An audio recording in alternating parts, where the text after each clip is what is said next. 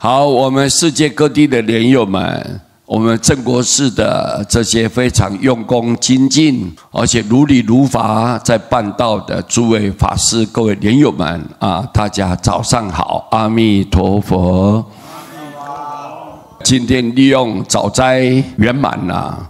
我就把印光大师的一小段话来提供给你们修行上一个参考。老人家一再的叮嘱提醒我们，你们都知道印光大师就是大势至菩萨来的。他讲这一段话：生死未了，福越大则业越大。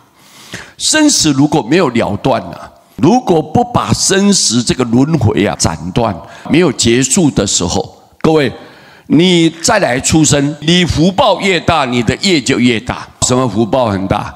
家庭很幸福、很快乐，孩子听起来都很乖巧，而且你赚钱很容易，财源广进啊！你是一个大官，一个很有名分、有地位的人，受人家崇拜的人，名气很好。你看，你福很大哦，但是你的业就越大。业是什么业啊？各位？ 一个人呐、如果福报越大，越有权势、有钱又有势力的人，你想想看，他就很容易耀武扬威、独断独行，会专制、会霸道，这样子很容易不听别人的意见。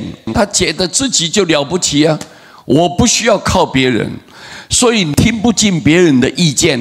一个人的智慧是有限度的。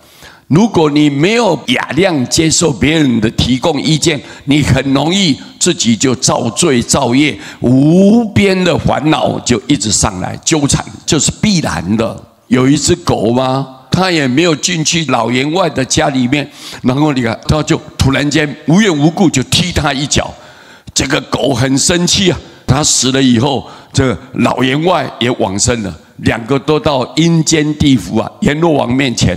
他就告状，阎罗王，这个员外欺负我，我按照狗的规矩呀，我没有进到他家呀，我只有一只脚进去，一只脚在门的外面。你看我这么守规矩，他踢我。阎罗王就问那个狗：“你认为我们怎么去惩罚这个老员外？”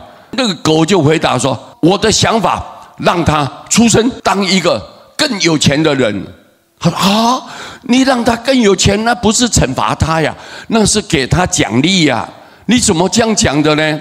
这个狗就回答说：“阎罗王，你不知道，以前我就是很富有的人，我就是很有钱，所以我不懂得布施，不懂得慈悲的对待别人，所以我今天做了无量的罪业，我才出生当狗。阎罗王，你给他更有钱，他就会造业。” 也会跟我一样的命运，以后会出生当狗。阎罗王一听啊，嘴巴张得大大的，哎，有道理。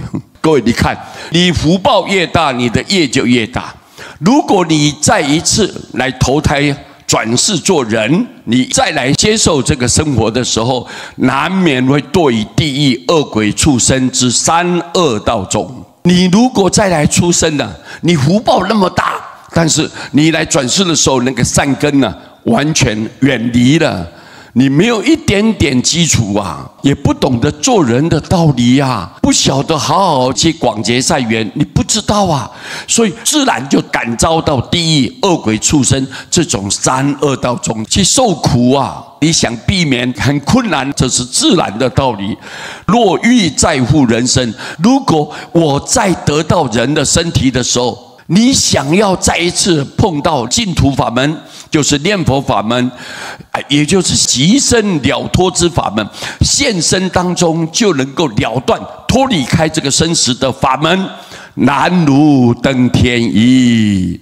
你像登天一样这么困难，这比喻就是非常困难当中最困难的事情。如果你再来出生当人， 那你要碰到这种念佛法门，现身当中就能够了生脱死的生死大法，你难如登天。各位，所以印光大师提醒我们，你不要追求外在的东西，要赶紧念佛，好好多多忏悔，以后才能够到好地方。各位，对不对啊？你们听明白没有？好，谢谢大家，南无阿弥陀佛。